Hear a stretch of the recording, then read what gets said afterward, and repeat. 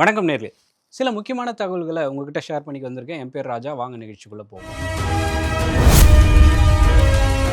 முதல் விஷயமா இந்த நீட் சம்பந்தமான ஒரு அடுத்தடுத்து சில காட்சிகள்லாம் ரொம்ப மனசை உழுக்கிற மாதிரி இருக்கு. அது என்ன அப்படிங்கிறது சம்பந்தமா ஒரு விலாவாரியான டீட்டெயில்ஸ் ஃபர்ஸ்ட் பேசிடலாம். அதுக்கப்புறமா ஜியோ பொலிட்டிக்கலாக என்ன நடந்துகிட்டு இருக்கு அப்படிங்கிற தகவலில் அடுத்தடுத்து தரலாம் அப்படிங்கிறது தான் இந்த வீடியோட நோக்கம். ஃபர்ஸ்ட் என்ன அப்படின்னா, அண்மையில் நடந்த நீட்டுடைய எக்ஸாமில் ரொம்ப மனசை உழுக்கிற ஒரு சில காட்சிகள்லாம் இருந்தது. மத்திய பிரதேஷில் ஒரு குறிப்பிட்ட டவுனில் 70 கிலோமீட்டர் தூரத்துலேருந்து மகளை தன்னுடைய ஸ்கூட்டரில் கூப்பிட்டு வந்த அப்பாவுக்கு வர்றதுக்கு 2 நிமிஷம் லேட் ஆகிடுச்சான். அதனால ரொம்ப ஸ்ட்ரிக்டாக இல்லை, நீங்கள் 2 நிமிஷம் லேட்டாக வந்துட்டீங்க, உங்கள் பொண்ணு அலோவ் பண்ண முடியாது அப்படின்னு சொல்கிறாங்க. இதனால் என்ன பண்ணுறதுன்னு தெரியாமல் ஒரு வருஷத்தோட படிப்பு வீணாக போகுது அப்படின்றதுனால அந்த தகப்பன் அந்த நீட் எக்ஸாம் எழுதுகிற அந்த சென்டருடைய கேட்லேயே முட்டி மோதி அழுது உருண்டு புரண்ட காட்சிகள்லாம் சமூக வலைதளங்களில் ரொம்ப மனசை உழுக்குது. இது ஒரு பக்கம் இருந்தாலும் வருஷம் இந்த நீட்டில் இந்தியாவோட எதிர்காலம் சொல்கிற அந்த இளைஞர்களுடைய உயிரிழப்பு அப்படிங்கிறது நாளுக்கு நாள் ரொம்ப அதிகமாகிக்கிட்டு இருக்கு. இந்த நீட்னால உயிரிழப்பு ஒரு கட்டுக்கடங்காமல் போய்கிட்டு இருக்கு. இதுக்கு ஒரு தீர்வே இல்லையா அப்படிங்கிற மாதிரியான ஒரு சில விஷயங்களும் இருக்குது. அது என்ன அப்படின்னு பார்த்தீங்கன்னா, நீட்டில் ஒரு 2017-18 அந்த காலகட்டங்களில் தமிழ்நாட்டில் அனிதான்ற மாணவி உயிரிழந்தது இந்திய அளவில் ஒரு பெரிய பிரச்சனையாக மாறுச்சு. இது ஒரு பெரிய தேசிய பேசு பொருளாக மாறுச்சு. அந்த வருஷத்துல இருந்தே எவ்வளவோ போராட்டங்கள்லாம் ட்ரை பண்ணி பார்த்துட்டாங்க. ஆனால் இந்த நீட்டுக்கு எந்த வகையிலையும் கிடைக்கல. நீட் எக்ஸாம் வருஷம் நடந்துகிட்டு தான் இருக்குது. நம்ம குழந்தைங்களும் போய் எக்ஸாம் எழுத போகும்போது தலைவெறி கோலமாக காதில் கம்மல் கூட போடக்கூடாது அப்படிங்கிற மாதிரியான ரொம்ப கடுமையான ரூல்ஸ்லாம் போடுறாங்க. நம்மளுக்கு மட்டும் ரூல்ஸ் போடுறாங்க. ஆனால் வடநாட்டில் இந்த கொஸ்டின் பேப்பர்லாம் ரொம்ப சர்வசாதாரணமாக லீக் ஆகிட்டு போயிடுது. யாரோ பண்ண தப்புக்காக அண்மையில் ஒரு எக்ஸாம் நடந்துச்சு. ஏற்கனவே இந்த வருஷத்துக்கான நீட் எக்ஸாம் எழுதின ஒரு குழந்தைங்க திருப்பி அதே பயத்தை தன்னுடைய மனசு ஏற்றுக்க முடியாமல் நிறைய மாணவர்கள் தற்கொலை பண்ணிக்கிற அந்த நிகழ்வுகளும் நடந்துகிட்டு தான் இருக்குது. இது உண்மையிலேயே ரொம்ப மனசாட்சி உழுக்கிற ஒரு மாதிரியான பிரச்சனையாக இருக்குது. இதில் சமீபத்தில் பார்த்த ஒரு விஷயம் என்ன அப்படின்னா, கோவை புதூரில் அணுகீர்த்தனா அப்படிங்கிற ஒரு மாணவி 2024 அவங்க +2 படித்து முடிச்சிடுறாங்க. 2 வருஷமா நீட்டுக்காக ட்ரை பண்ணிட்டு இருக்காங்க. இந்த 2 வருஷமா நீட்டுக்காக ட்ரை பண்ண அதே நேரத்தில் இதுதான் தன்னுடைய கனவு அப்படின்னு நினைச்ச அந்த மாணவி அண்மையில் நீட் தேர்வு மறுதேர்வு அப்படின்னு அறிவிச்சு எக்ஸாமை ஃபேஸ் பண்றதுக்கு முன்னாடியே இறந்து போயிட்டாங்க. அன்னைக்கு அனிதாக்காக பெருசா போராடின நாம இது 10ஓட 11 செய்தியா கடந்து போயிட்டோமோ அப்படிங்கிறது தான் நம்மளுக்கு உறுத்துற ஒரு செய்தியா இருக்கு.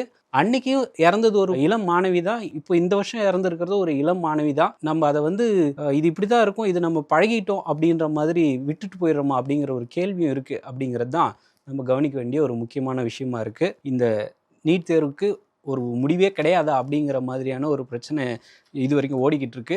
மத்திய அரசாங்கமும் மாநில அரசாங்கமும் இதுக்கு ஏதாவது ஒரு உரிய நடவடிக்கை எடுக்கணும் அப்படிங்கிறது தான் எல்லாருடைய எதிர்பார்ப்பாக இருக்குது. அதே நேரத்தில் இந்த இளம் பிள்ளைகள் தவறான முடிவுகள் எடுக்க வேண்டாம் அப்படிங்கிறது தான் எல்லாருடைய கோரிக்கையாகவும் இருக்குது. இதுக்கு அடுத்தபடியாக சர்வதேச செய்திகளில் ஒரு 2-3 தகவல்கள், முக்கியமான தகவல்கள் கிடைச்சது. அது என்ன பார்க்கலாம் வாங்க. ட்ரம்ப் கண்ணா பின்னாடி ஏதாவது அவருக்கு தோன்ற எல்லா விஷயத்தையும் ஏதாவது ஒரு ஆர்டரை போட்டு ஒரு கையெழுத்தை கிறுக்கி தள்ளிட்டு ஓகே நாளையிலேருந்து அமலுக்கு வருது அப்படிங்கிற மாதிரி சொல்கிறாரு இல்லையா? அந்த மாதிரி அவர் ஏற்கனவே போட்ட ஒரு கையெழுத்து திருப்பியும் நீதிமன்றம் மண்டையிலே நங்குன்னு கொட்டினா மாதிரி ஒரு புதிய அறிவிப்பு ஒன்று கொடுத்துருக்காங்க. அது என்ன அப்படின்னு பார்த்தீங்கன்னா, அமெரிக்காவில் சட்டவிரோதமாக குடியேறவங்கள கைது பண்ணுறதுக்கு ஒரு ஸ்பெஷல் சட்டத்தை அமெரிக்க அதிபராக இருக்க டொனால்ட் ட்ரம்ப் அண்மையில் கொடுத்துருந்தாரு. அந்த ஆர்டரில் என்ன சொல்லியிருக்காங்க அப்படின்னு பார்த்தீங்கன்னா, சப்போஸ் யாராவது சட்டவிரோதமாக குடியேறிட்டாங்க, அவங்க தங்களுக்கு தேவையான சட்ட உதவிகள் அமெரிக்காவில் ஏதாவது தேவை அப்படின்னு சொல்லி கோர்ட்டுக்கு போகிறாங்க அப்படின்னா, கோர்ட் வாசலில் வச்சு அவங்கள தூக்கிடுவாங்க. யார் அரெஸ்ட் பண்ணுறாங்கன்னே போலீஸ் சொன்னாதான் உண்டு அப்படிங்கிற மாதிரியான ஆர்டர் அது. சரி, இந்த ஆர்டர் உண்மையிலேயே கொஞ்சம் பயமாக இருக்குது அப்படிங்கிறதுனால இந்த ஆர்டரை கேன்சல் பண்ணணும் அப்படின்னு சொல்லி சட்டவிரோதமாக குடியேறினவங்க நீதிமன்றத்தில் வச்சு கைது பண்ணுற ஆர்டர் அது. அந்த ஆர்டரை கேன்சல் பண்ணணும் அப்படின்னு சொல்லி வழக்கும் பதிவு பண்ணுறாங்க. இந்த வழக்கு அண்மையில் விசாரணைக்கு வந்துச்சு. அந்த வழக்கில் சான் பிரான்சிஸ்கோவுடைய அந்த கோர்ட் என்னப்பா கண்டபடி ஏதோ ஆர்டர்லாம் போட்டுக்கிட்டு இருக்க, நீ போட்ட உத்தரவே செல்லாது அப்படின்னு சொல்லி தடை வச்சுருக்காங்க. ஏற்கனவே அவர் போட்ட டேரிஃபு முடியாது, அது செல்லாது அப்படின்னு சொல்லிட்டாங்க. அப்புறமா எக்ஸ்ட்ராவாக வரி போடுவேன் அப்படிங்கிற மாதிரி கண்ணபின்னான ஆயிலுக்கு, அப்புறம் வேறு எலக்ட்ரானிக் கூட்ஸுக்கு இந்த மாதிரி தனித்தனியாக டேரிஃபாக அள்ளி போட்டுக்கிட்டு இருந்தார்.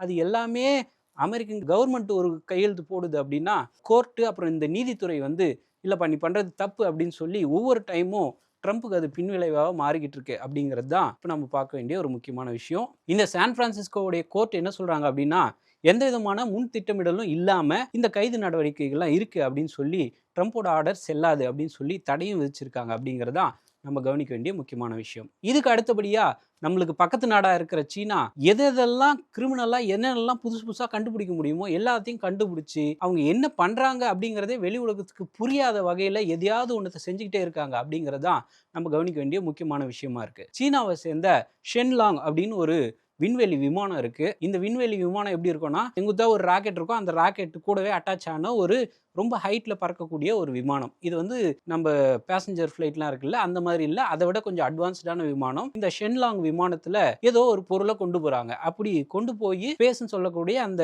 விண்வெளியில சீனா வந்து போய் டிராப் பண்ணிட்டு வந்துட்டதா ஒரு சர்ச்சை எழுந்திருக்கு. அது என்ன அப்படின்னு பார்த்தீங்கன்னா, அந்த பொருள் என்ன அப்படிங்கிறதையே மற்ற நாடுகளை சேர்ந்த எந்த விண்வெளி ஆய்வாளர்களாலையும் கண்டுபிடிக்க முடியல. லியோ லேப்ஸ் அப்படிங்கிற ஒரு நிறுவனம் இருக்கு. இதை சைனா வந்து ஸோ டேட்ல இந்த இடத்துல கொண்டு போய் டிராப் பண்ணியிருக்காங்க அப்படிங்கிறத கண்காணிச்சு கரெக்டாக ஒரு இமேஜும் போட்டு பாருங்க இது சைனா போட்டது தான் அப்படின்னு சொல்லி அந்த பொருளை ஃபோட்டோ எடுத்து ரிலீஸ் பண்ணியிருக்காங்க. அது என்ன பொருள் அப்படிங்கிறது இது வரைக்குமே யாருக்கும் தெரியல. உண்மையிலேயே அது ஒரு விண்வெளி குப்பையா இல்லை வேற ஏதாவது பொருளா அப்படிங்கிற மாதிரியான ஒரு சர்ச்சையும் இருக்கு. அந்த குறிப்பிட்ட நிறுவனம் என்ன சொல்றாங்க அப்படின்னா, பிப்ரவரியிலிருந்து இது மாதிரியான சந்தேகத்துக்கு உள்ளான பொருளை சீனா தொடர்ந்து போட்டுக்கிட்டே இருக்கோ அப்படிங்கிற ஒரு சந்தேகத்தை எழுப்புறாங்க. இது மட்டும் இல்லாம சில நிபுணர்கள் என்ன சொல்றாங்கன்னா, அது வந்து சூரிய சக்தியை வச்சு ஏற்கனவே சுத்திக்கிட்டு இருக்க சீனாவுடைய சேட்டலைட்ஸ் எல்லாத்துக்குமே சார்ஜ் ஏத்துற ஒரு டெக்னாலஜி கொண்ட ஒரு பொருள் அது அப்படின்னு சொல்றாங்க. இன்னும் ஒரு சிலரோ வந்து இல்ல அது வந்து குட்டி வகையான கியூப் சேட்டலைட்ஸ் அப்படின்னு சொல்றாங்க. இன்னும் ஒரு சிலர் என்ன சொல்றாங்கன்னா, பக்கத்து நாடுகள் என்னென்ன பண்றாங்க அப்படிங்கிறத வேவ் பார்க்குற ஒரு சேட்டலைட்டா இருக்கலாம் அப்படின்னு சொல்றாங்க. ஸோ இந்த மர்ம பொருள் என்ன அப்படிங்கிறது தான் உலகம் ஃபுல்லா இப்போ பேசப்படுற ஒரு முக்கியமான விஷயமா இருக்கு. இதே போல சைனா மட்டும் பண்ணல. சைனா மாதிரியே அவங்க ஃப்ரெண்டு நாடா இருக்கிற ரஷ்யாவும் பண்றாங்க. அவங்களுக்கு எதிரி நாடா இருக்கிற அமெரிக்காவும் பண்றாங்க. ஸோ உண்மையிலே உலகத்துல என்ன நடந்துகிட்டு இருக்கு அப்படிங்கிறத ரகசியமா கண்காணிக்கிறதுக்காக தான் இந்த 3 நாடுகளும் இப்படி ஒரு வேலையை பண்றாங்க அப்படிங்கிற ஒரு கேள்வியும் ஒரு சந்தேகமும் எழுந்திருக்கு அப்படிங்கிறதுல எந்த மாற்று கருத்தும் இல்ல. அடுத்ததா வந்து ஈரான்ல ஒரு முக்கியமான அப்டேட் கிடைச்சிருக்கு. அது என்ன அப்படின்னா, ஈரானுக்கும் அமெரிக்காவுக்கும் இடையில ரொம்ப நாளா சண்டை போய்கிட்டு இருக்கு. அப்புறம் ஒரு பீஸ் ட்ரீட்டி சைன் பண்றாங்க. 60 நாள் சண்டைங்கிறாங்க. அப்புறம் சமாதானம் சொல்றாங்க. இப்போ என்ன ஸ்டேட்டஸ்ல இருக்குது அப்படின்னு ஒரு குழப்பமான நிலைமையில ஈரான்ல ஒரு புதுசா ஒரு அறிவிப்பு கொடுத்திருக்காங்க. அந்த நாட்டுடைய ரிசர்வ் பேங்க் இருக்கு இல்லையா, அந்த மாதிரி ஈரானுடைய மத்திய பேங்க்குடைய கவர்னர் வந்து ஒரு புது அறிவிப்பு கொடுத்திருக்காரு. அது என்ன அப்படின்னா, ஈரானுடைய எண்ணெயை நீங்க வாங்கணும் அப்படின்னா எந்த நாட்டு கரன்சியா இருந்தாலும் பரவாயில்ல அப்படின்னு சொல்றாங்க. முன்னாடி அமெரிக்க டாலர்ல மட்டும்தான் வாங்கணும். அப்புறம் அது வந்து சண்டை ரொம்ப உக்கிரமா இருக்கும்போது சைனீஸ் யுவான்ல கொடுத்தாலும் பரவாயில்ல அப்படிங்கிற மாதிரி சொன்னாங்க. இப்போ இவங்க 2 பேருமே சமாதானமா போயிட்டாங்க. அமெரிக்காவும் ஈரானும் சமாதானமா போயிட்டு இந்த நிலைமையில ஈரானுடைய central bank governor Abdul Nasser Hemmati அப்படிங்கிறவரு ஒரு அதிகாரப்பூர்வமான பிரஸ் ரிலீஸை கொடுத்திருக்காரு. அந்த பிரஸ் ரிலீஸ்ல என்ன சொல்றாங்க அப்படின்னா, ஈரானுக்கும் அமெரிக்காவுக்கும் பேச்சுவார்த்தை நடக்குது. இந்த 60 நாளுக்குள்ளார ஒரு நல்ல முடிவு கிடைக்கும் அப்படிங்கிறது தான் அந்த எதிர்பார்ப்பா இருக்குது. அமெரிக்கன் டாலர் மட்டும் நம்ம நம்பி இனிமேல் வர்த்தகம் பண்ண முடியாது. மற்ற நாடுகளுடைய கரன்சிகளா இருக்கிற சைனீஸ் யுவானா இருக்கட்டும், இந்திய ரூபாயா இருக்கட்டும், ரஷ்யாவுடைய ருபலா இருக்கட்டும், இதுல ஏதாவது ஒண்ணுத்து கொடுத்து கூட நீங்க வந்து கச்சா எண்ணெயை வாங்கிக்கலாம் அப்படிங்கிற மாதிரி அந்த அறிவிப்பை சொல்லியிருக்காங்க. இது மட்டும் இல்லாம ஈரானுடைய இந்த புது அறிவிப்பு வந்து இந்தியாவுக்கு ஒரு பெரிய சான்ஸா அப்படிங்கிற மாதிரி நம்ம எதிர்பார்க்கலாம். அதுல சில பாசிட்டிவும் இருக்கு, சில நெகட்டிவும் இருக்கு. அது என்ன அப்படின்னு பாத்தீங்கன்னா, ஃபர்ஸ்டா சொல்ற விஷயம் என்னன்னா, சப்போஸ் ஈரான்ல எந்த பிரச்சனையும் கிடையாது, அமெரிக்காவும் ஈரானும் சமாதானமா போயிட்டாங்க, ஸ்டேட் ஆஃப் ஹார்முஸ்லாம் ஓப்பன் ஆயிருக்கு அப்படிங்கிற பட்சத்தில் ஈரான்ல இருந்து அந்த கச்சா எண்ணெய் நம்ம வாங்குறதா எடுத்துக்கிட்டோம் அப்படின்னா, ஈரான்ல இருந்து நம்ம இந்தியாவுக்கு கொண்டு வரதுக்கான டிராவல் டைம் ரொம்ப கம்மி அப்படிங்கிறாங்க. இதுல இன்னொரு அட்வான்டேஜ் என்ன அப்படின்னு பார்த்தீங்கன்னா, மற்ற நாடுகளுக்கெல்லாம் ஈரான் வந்து 30 நாள் வரைக்கும் கடன் கொடுப்பாங்க. இன்னைக்கு தேதியில நீங்க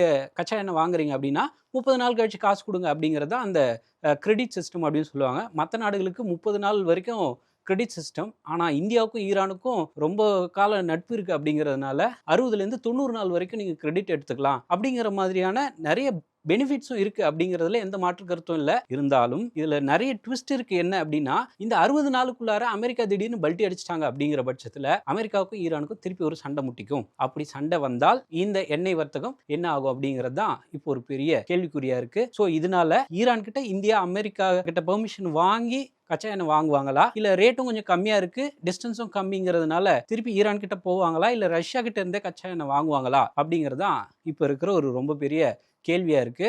இப்போ சப்போஸ் 2 நாட்டுக்கும் இடையில திருப்பி சண்டை வந்துருச்சு அப்படிங்கிற பட்சத்துல இந்தியா எந்த முடிவும் எடுக்க முடியாம ஒரு மாதிரி சிக்கல்ல இருக்கிறதுக்கும் வாய்ப்பு இருக்கு அப்படிங்கிறது தான் நம்ம புரிஞ்சுக்க வேண்டிய முக்கியமான விஷயம். ஸோ இன்னைக்கு தேவையான முக்கியமான ஒரு 4 தகவல்கள் உங்ககிட்ட ஷேர் பண்ணியிருக்கேன். இந்த மாதிரியான இன்ட்ரெஸ்டிங்கான தகவல்கள் தொடர்ந்து கொடுத்துட்டு இருக்கேன். என் பேர் ராஜா. நன்றி, வணக்கம்.